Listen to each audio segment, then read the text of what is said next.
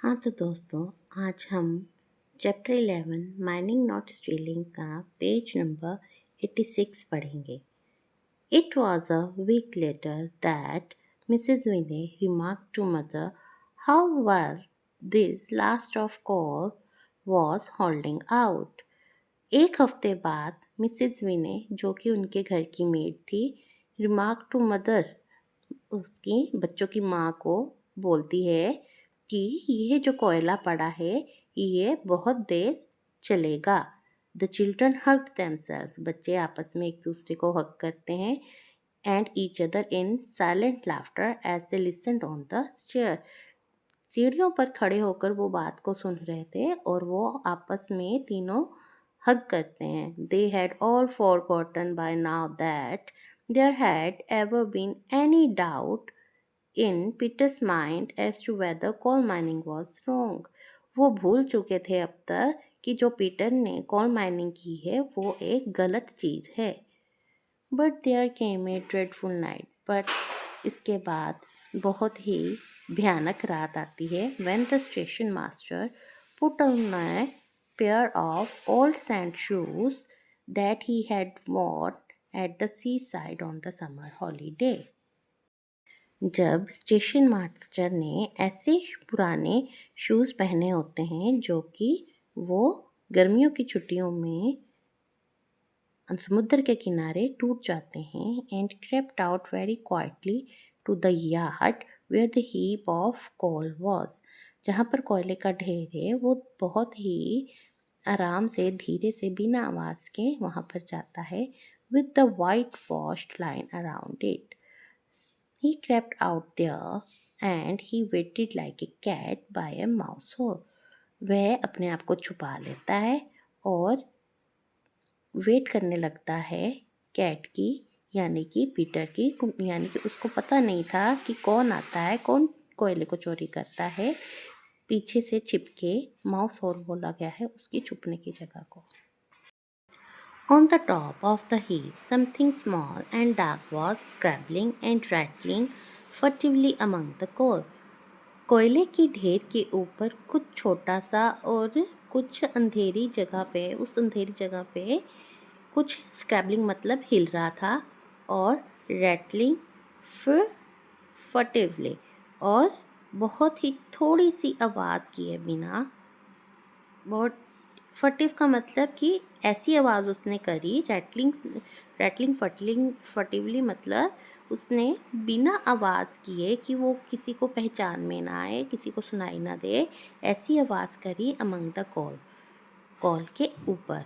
The station master concealed himself in the shadow of a brake van. Station master ने अपने आप को कहाँ छिपाया हुआ था? ब्रेक वैन के पीछे। That had a little tin chimney, जो कि एक छोटी सी चिमनी थी। And in this concealment he lurked till the small thing on the top of the heap ceased to scramble and rattle. और उसने कब तक अपने आप को वहाँ छुपाया? जब तक कि वो कोई छोटी सी चीज़ कोयले की ढेर के ऊपर हिलती और आवाज़ की हुई उसको सुनाई नहीं देती। Came to the edge of the heap, वो कोयले के ढेर के पास आया। Cautiously let itself down and lifted something after it. उसने कुछ, कॉशियसली मतलब ध्यान से, अपने let itself down and lifted something after it, पहले उसने कुछ ध्यान से रखा नीचे और फिर उसने उसके बाद उठाया। Then the arm of the station master was raised. इतने में स्टेशन मास्टर उसको पकड़ लेता है। किसको पकड़ लेता है? पीटर को। पीटर को कब पकड़ता है? जब वो ध्यान से अपने आप को नीचे लेकर आता है और कुछ उठाता है। क्या उठा रहा होता है? वो कोयले को उठा रहा होता है। The hand of the station master fell on a collar. उसका, स्टेशन मास्टर का हाथ उसके कॉलर पर जाता है। And there was a Peter firmly held by the jacket, और इस तरह पीटर को वो जैकेट से पकड़ लेता है। With an old carpenters bag full of call in his trembling clutch. उसके हाथ में क्या होता है? पीटर के एक पुराना कारपेंटर के बैग में क्या होता है? जो कि कोयले से भरा हुआ होता है। So I have caught you at last, तो मैंने तुम्हें आखिर में पकड़ ही लिया। Have I, young thief, said the station master. Station master उसको पकड़ते हुए बोलता है, तो यंग थीफ, मैंने तुम्हें आखिरकार पकड़ ही लिया है। I am not a thief, said Peter as firmly as he could. जितनी जल्दी हो सके पीटर उससे बोलता है, मैं चोर नहीं हूँ।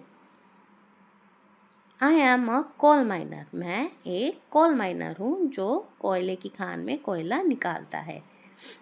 Tell that to the police, said the station master. Station master कहता है कि यह तुम पुलिस को बोलना।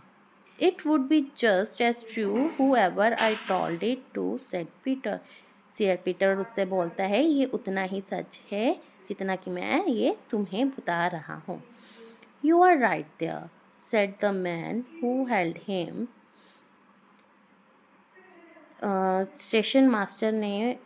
स्टेशन मास्टर उसको बोलता है, तुम ठीक हो, शट योर माउथ, तुम अपना मुंह बंद करो, यू थीव, तुम एक चोर हो, and come along to the station, और मेरे साथ कहाँ चलो, स्टेशन चलो। Oh no, cried in the darkness an agonised voice that was not Peter's. तो वहाँ एक अंधेरे से एक ऐसी आवाज़ आती है जो कि पीटर की नहीं थी। वो क्या बोलती हुई चीखती है, ओ नो, नहीं,